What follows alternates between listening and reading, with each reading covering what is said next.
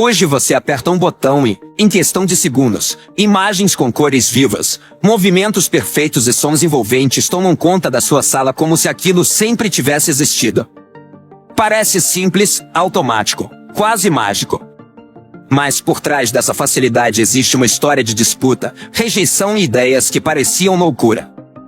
Muito antes das telas finas e inteligentes, duas tecnologias completamente diferentes travavam uma corrida silenciosa: televisão mecânica contra televisão eletrônica. De um lado, um sistema baseado em discos giratórios, tentando transformar feixes de luz em imagens tremidas. Do outro, sinais elétricos invisíveis prometendo algo revolucionário, mas ainda instável e caro demais. E o mais impressionante é que tudo começou quando praticamente um adolescente de 14 anos teve uma visão ousada: transmitir imagens pelo ar, assim como o rádio transmitia sons. Só que ninguém levava aquilo a sério. Investidores chamavam a ideia de inviável. Diziam que era cara demais, complexa demais, desnecessária. A televisão foi vista por muitos como um simples brinquedo científico. Enquanto isso, o rádio dominava completamente o mercado, controlava as informações, o entretenimento e a atenção das famílias. A indústria duvidava que as pessoas quisessem ver imagens dentro de casa. Mas afinal, existe um único nome por trás dessa criação? Quem inventou isso? Quem inventou a televisão? Se inscreva no canal. Ative todas as notificações, deixe seu like e me conta nos comentários: quantas televisões existem hoje na sua casa? Olha essa fábrica produzindo televisões em escala industrial, braços mecânicos encaixando placas, telas brilhando, carcaças deslizando em esteiras intermináveis, milhões de unidades saindo prontas para dominar salas, quartos e escritórios ao redor do mundo. Mas tudo isso só existe por causa de um nome: Philo Farnsworth.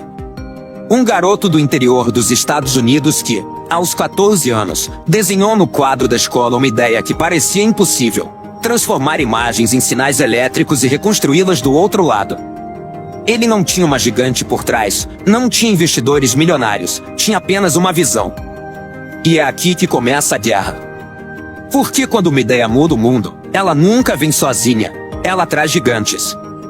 Enquanto Farnsworth desenvolvia seu sistema totalmente eletrônico, um outro nome surgia no cenário: Vladimir Zorikin. Engenheiro brilhante, experiente, mas com uma diferença crucial: ele trabalhava para a poderosa RCA. E quando uma corporação desse tamanho entra na disputa, não estamos mais falando apenas de invenção. Estamos falando de poder. A RCA queria dominar o futuro da comunicação. Tentou comprar as patentes de Farnsworth. Ele recusou. A empresa então tentou invalidar suas criações nos tribunais. Começou uma batalha judicial que colocava um jovem inventor contra um império industrial. Quem venceria? O gênio solitário ou a máquina corporativa? Mas antes dessa guerra eletrônica, existia uma outra televisão. Mecânica. Imperfeita. Tremida. O nome por trás dela era John Logie Baird.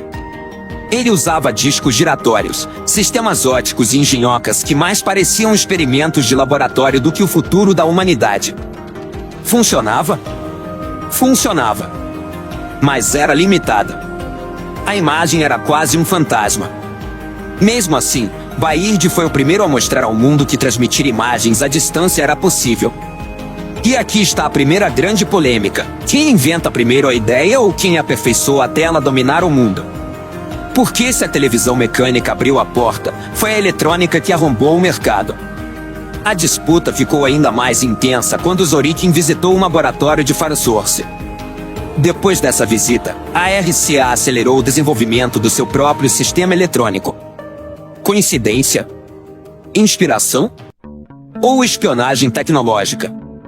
O tribunal decidiu a favor de Farnsworth, reconhecendo que ele havia criado o primeiro sistema eletrônico funcional. A RCA foi obrigada a pagar royalties. Mas aqui vem a parte que dói: mesmo vencendo na justiça, Farnsworth não venceu no mercado.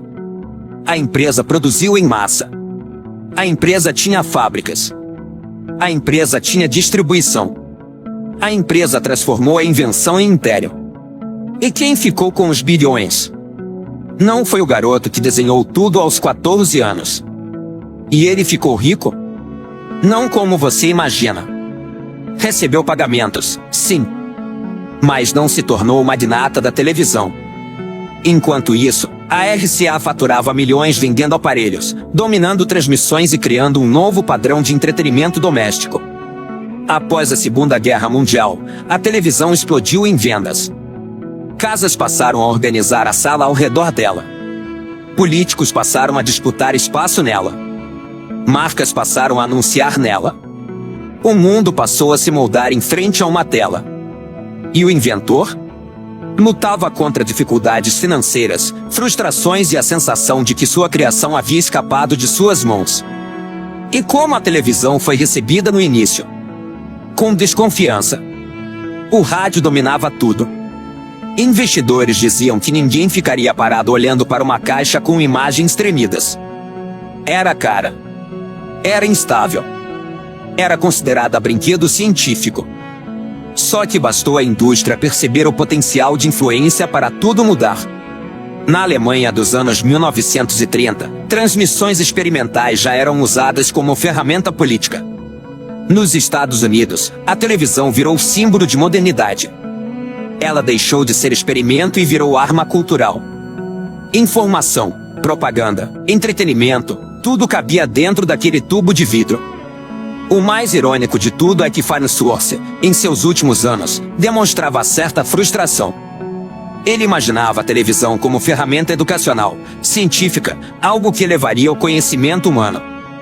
Mas viu sua criação ser dominada por publicidade, programas comerciais e disputas por audiência. Ele entrou em depressão, enfrentou problemas pessoais e morreu antes de ver a televisão alcançar o nível global que conhecemos hoje. Milhões de telas. Trilhões de horas assistidas. Uma indústria que movimenta cifras inimagináveis.